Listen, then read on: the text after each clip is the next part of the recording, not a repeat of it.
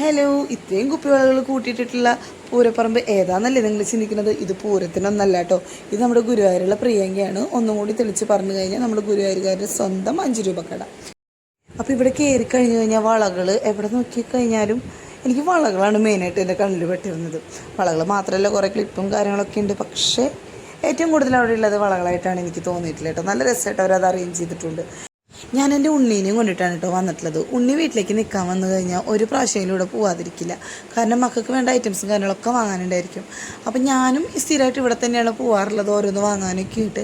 പക്ഷേ ഓരോ പ്രാവശ്യം പോകുമ്പോഴും എനിക്ക് ഇന്നത് വാങ്ങണമെന്ന് മനസ്സിൽ മുൻകൂട്ടി നിശ്ചയിച്ചിട്ടാണ് ഞാൻ പോകേണ്ടാവുക. എനിക്ക് എന്തെങ്കിലും ആവശ്യം ഉണ്ടെങ്കിലായിരിക്കും ഞാൻ പോവുക. ഇപ്പോൾ മെയിനായിട്ട് തെച്ചുവിന് വല്ല പുസ്തകം വാങ്ങണം, അല്ലാന്നുണ്ടെങ്കിൽ പെൻസിൽ വാങ്ങണം, അസൈൻമെൻറ്റിന് വല്ല സാധനങ്ങളും വാങ്ങാനുണ്ട്, അങ്ങനെയൊക്കെ ആയിരിക്കും ഞാൻ പോവുക. പക്ഷേ ഇവൾ വന്നു കഴിഞ്ഞ് കഴിഞ്ഞാൽ ഞാനിങ്ങനെ പോയി. അപ്പം ഞാൻ പോകുമ്പോൾ മറ്റുള്ള സെക്ഷനൊന്നും നോക്കാറില്ല കേട്ടോ. അതാണ് ഞാൻ പറഞ്ഞു വന്നത്.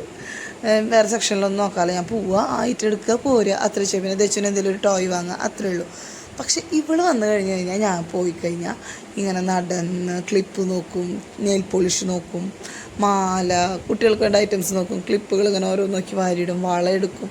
ഇവളുടെ കൂടെ വന്ന് അങ്ങനെ ഭയങ്കര സ്ലോ ആയിട്ടാണ് ഞാൻ പ്രിയങ്കയിൽ ഇറങ്ങി വരാറുള്ളൂ. കാരണം എല്ലാത്തിലും എൻ്റെ കണ്ണെത്തും. എന്തെങ്കിലുമൊക്കെ മക്കൾക്ക് വേണമെങ്കിൽ വാങ്ങും, അവൾക്കും വാങ്ങാനുണ്ടാവും ഒരുപാട് സാധനങ്ങൾ. അപ്പോൾ അതുപോലെ അവൾ വന്നൊരു ദിവസം അവളെയും കൊണ്ട് ഗുരുവായൂർക്ക് പോയിട്ടുള്ള ചെറിയൊരു വീഡിയോ ആണ് ഇട്ടത്. അപ്പോൾ ഈ കട കണ്ടപ്പോൾ എനിക്ക് തോന്നി നിങ്ങളെയും കൂടി ഒന്ന് കാണിക്കാമെന്നുള്ളത്. എപ്പോഴെങ്കിലുമൊക്കെ നിങ്ങൾ ഗുരുവായൂർ വരികയാണെങ്കിൽ ഈ കടയിലൊന്ന് കയറി നോക്കൂ കേട്ടോ. നല്ല കളക്ഷൻസും കാര്യങ്ങളൊക്കെ